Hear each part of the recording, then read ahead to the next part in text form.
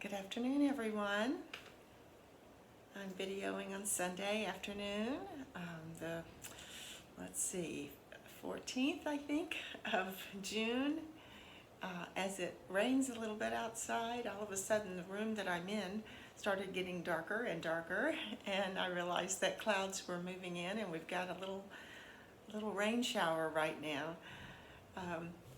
But that's good for the plants, and my yard will be happy. I hope everyone is doing well.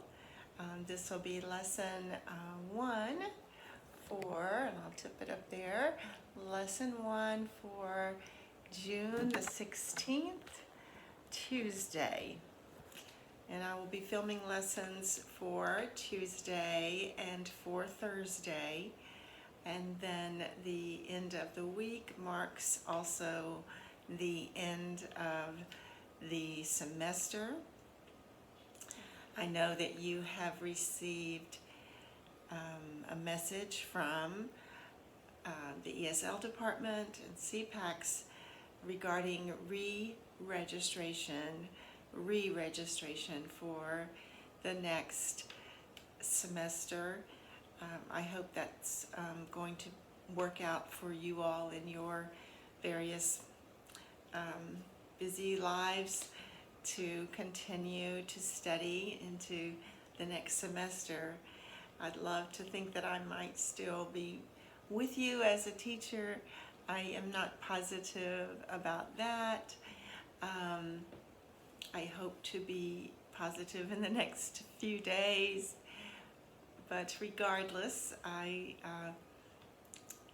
will be here as your friend, and our relationship certainly wouldn't end because I wouldn't be teaching your group. But I'll keep you posted on what I learn as far as my plans are concerned for the next semester. All right. So once again, this week, I'm going to be opening up with a rather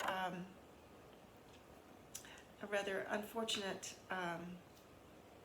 turn of events in our city. Sadly, after things had begun to calm down following the death of George Floyd out of Minnesota, and all of the protests and riots that followed that, there had become a little bit of a calm among U.S. citizens. The riots had begun to slow down or just about disappear. The protests were continuing in some places, but they were very largely peaceful. And I felt encouraged that this could result in some good things among our police force here in the United States, among our elected representatives, among the citizenship of the United States, that people had a renewed sense of awareness of what is so very critical about the way that we think about people of other races than our own, other cultures than our own, and particularly the subject of police brutality. However, and very sadly so, there was an incident here in Atlanta on Friday night where a young man, 27 years old, was killed by the police. The gentleman was a black man who had been found unresponsive, and he was sitting in his vehicle in a Wendy's drive-through in downtown Atlanta.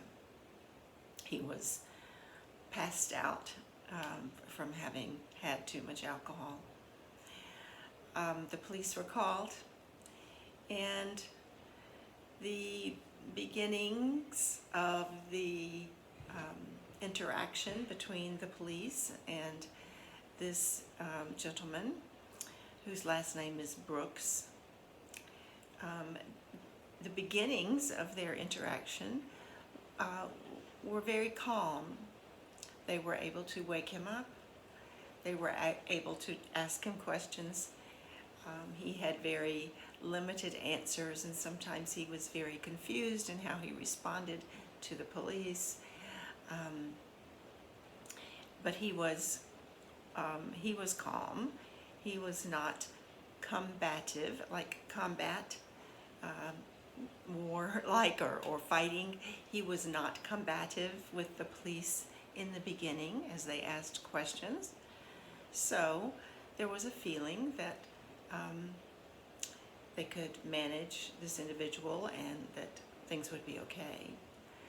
However, things changed, and by now you very likely have seen the video that was on the police uniform. We call it the body cam, mounted on the police uniform, that then takes video of all that is said and done. We know that when the police decided that it was necessary to place handcuffs upon Mr. Brooks, that he became very combative at that point. He fought with the police, and they threatened the use of their taser guns. The taser guns, of course, just stop a person from moving because it's a shock to the system. However, in the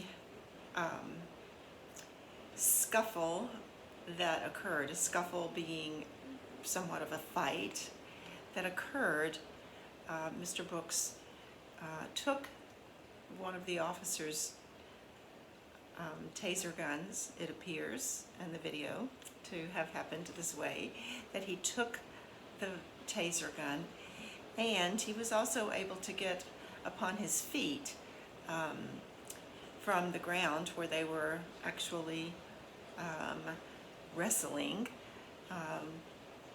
him on the ground to get the handcuffs on him.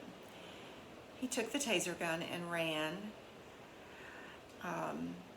a short distance. At some point turned around to try to use the taser gun against the police.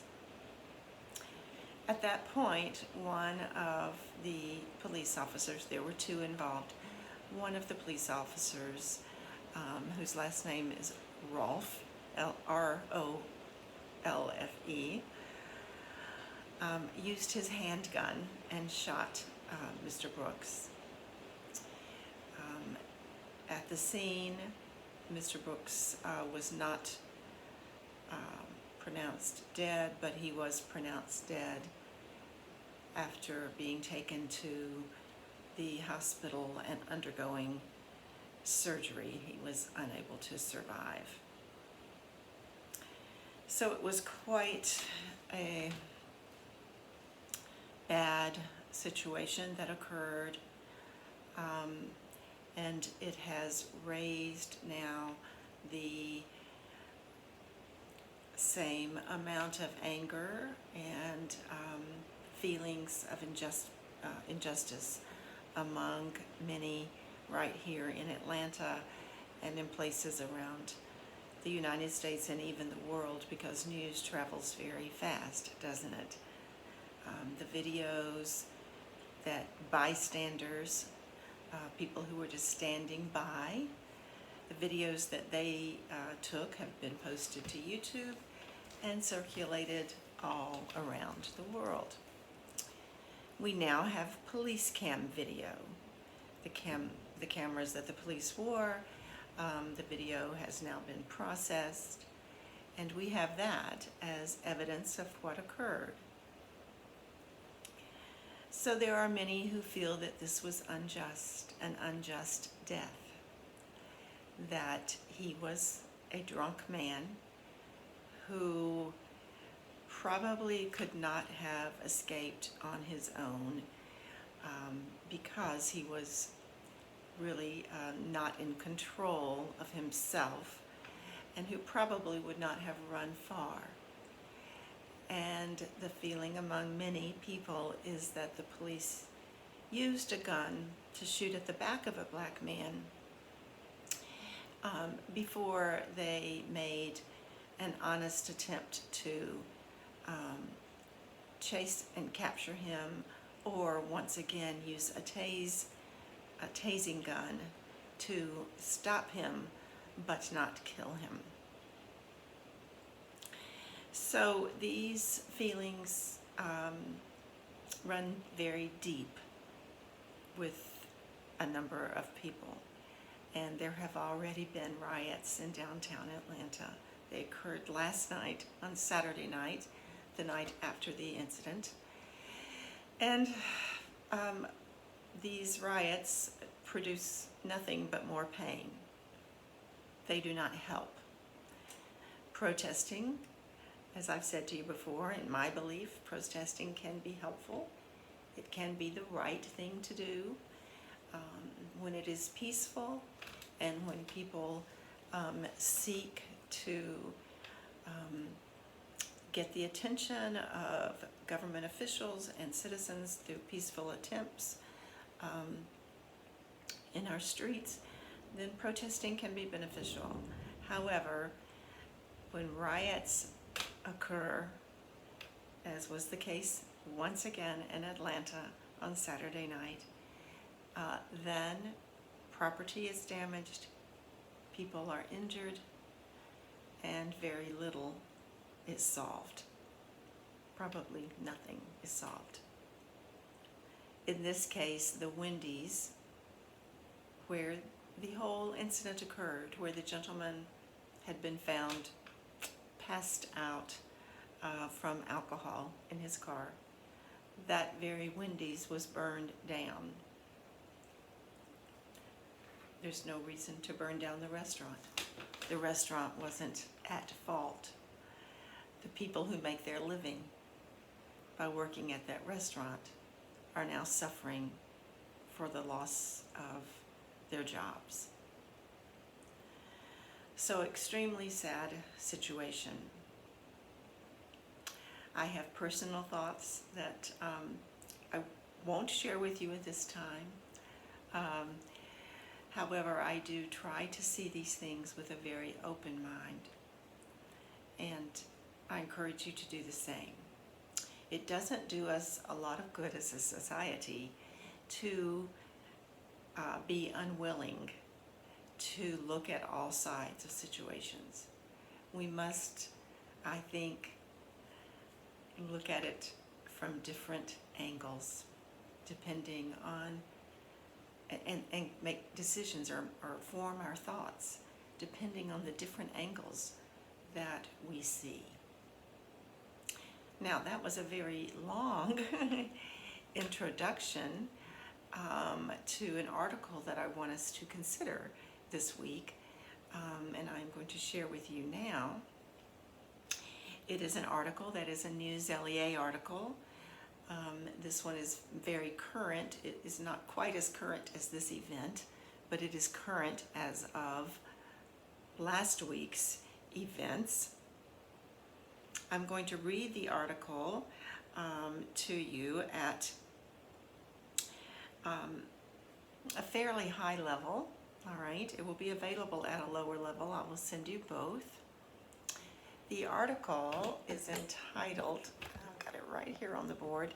The article is entitled, "Defund the Police.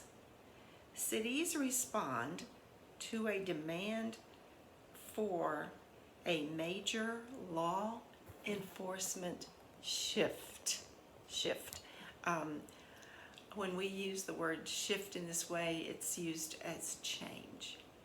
And you have heard, if you have watched any of the protests or the riot videos, you have heard the words defund the police. Now, Initially, at first, defunding the police sounds like a very scary idea to me. What? Take away the money that we have to pay our police department, to equip our police department and our policemen with the things they need, with their vehicles and with their weapons. And do you mean take all of the funds away? But that is not exactly what is being said. I think the words are a little bit misleading for Americans as well as for second language learners who are in our country, or those folks who have made permanent residentship here. No matter who you are, I think the words defund the police sound scary because we all depend on the helpfulness that is provided by our police departments in every city and every town across the nation. And I will tell you that the vast majority of encounters with the police in the United States are positive and fair, okay, and helpful. I personally have had encounters with police for, by ways of, say, calling them to my home for some sort of assistance, to check an alarm. I've had encounters with police when there's been an accident and I've been involved in some way. I confess that once or twice in my lifetime I've gotten a ticket for maybe not staying right under the speed limit or something very minor like that. Regardless, I've always felt that the policemen treated me with respect, that they were completely within their rights to ask me to do what I needed to do, and I always felt that they were helpful and kind. I've never been mistreated, and I don't have a family member who has been mistreated. I do know of some people who've been mistreated by police, friends of mine, acquaintances of mine who had very negative experiences. I certainly don't know of anyone who has been harmed by the police, who has had injuries related to their encounter with police. But the idea of defunding the police initially makes me think, oh no, they can't take the funds away because then we wouldn't have a police department, and that sounds like anarchy, okay? Anarchy means people do whatever they want to do, and it would be a horrible circumstance. So this article is going to help to clear up what is meant by defunding the police and how that might be a good thing for our leaders to consider, for citizens to consider, and think about, there might be some advantages to doing things differently. It will have to do not with taking all of their funding away, but taking part of the funding away and applying it differently in different places to help make situations like the ones that we have encountered recently in our nation less of a situation that becomes extremely volatile, extremely dangerous, in which a person possibly would get killed without that being the most justified way of dealing with that individual. All right, so I hope this will make sense as we move along now into the article. Because I'm at the 20-minute point, I will pause and then I will share the article with you and discuss. And of course, you will have the article in front of you, I hope, so that you can follow along and read along. So I'll be right back with you for that.